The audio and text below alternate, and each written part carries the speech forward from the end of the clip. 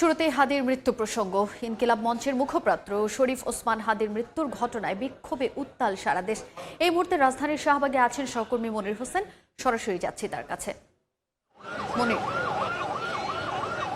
ওসমান হাদির হত্যার বিচারের দাবিতে এখনো উত্তাল শাহবাগ মোড় এবং এখানেই অবস্থান করছেন জুলাইয়ে হাদির সঙ্গে যে জুলাই আন্দোলনে লড়েছিলেন সেই সহযোদ্ধারা এখনো শাহবাগ মোড়ে অবস্থান করছেন এবং শাহবাগ মোড় ব্লকেট রয়েছে। গত রাত থেকেই আমরা দেখেছি যে এখানে অবস্থান নিয়েই তারা তাদের যে প্রতিবাদ জানিয়েছিল। যেহেতু শুক্রবার একটু আগেই এখানে আজান হয়েছে এবং জুমার নামাজের প্রস্তুতি এখন চলছে শাহবাগ মোড়ে এবং এখানে জুমার নামাজের পর সমাবেশ হওয়ার কথা রয়েছে।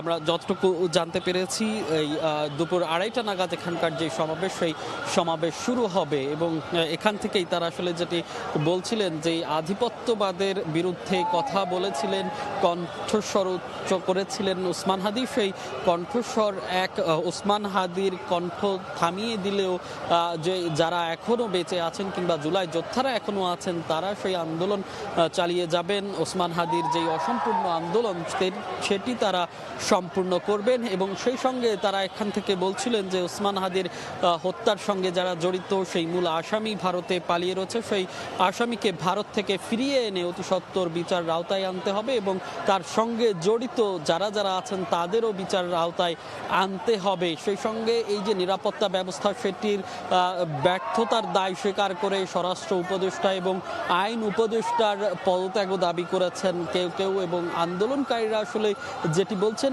এই যে আইন শৃঙ্খলা বাহিনীর অবনতি সেটির দায় অন্তর্বর্তী সরকারকেই নিতে হবে এবং সেই দায় স্বীকার করেই তাদেরকে পদত্যাগ করতে হবে।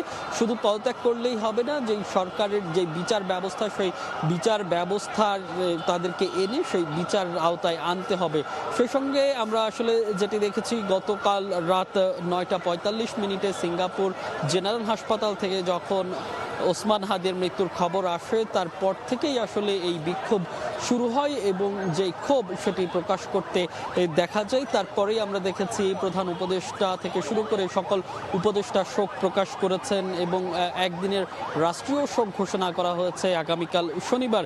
এবং এখন পর্যন্ত যতটুকু জানতে পেরেছি আমরা আজ বিকেল বাংলাদেশ সময় 3টার দিকে সিঙ্গাপুর থেকে এই যে মরদেহ ওসমান হাদির সেই মরদেহ রওনা হওয়ার কথা রয়েছে বাংলাদেশ বিমানের একটি বাণিজ্যিক ফ্লাইটে। তারপর সন্ধ্যা 6টা নাগাদ দেশে এসে পৌঁছানোর কথা রয়েছে এবং আগামীকাল বাদ জোহর মানিক মিয়া এভিনিউতে ওসমান হাদির জানাজা হওয়ার কথা রয়েছে। এবং শাহবাগের অবস্থা যদি বলতে হয় এখনো অবস্থান করছে এখানকার যে বিক্ষুব্ধ ছাত্র জনতা তারা।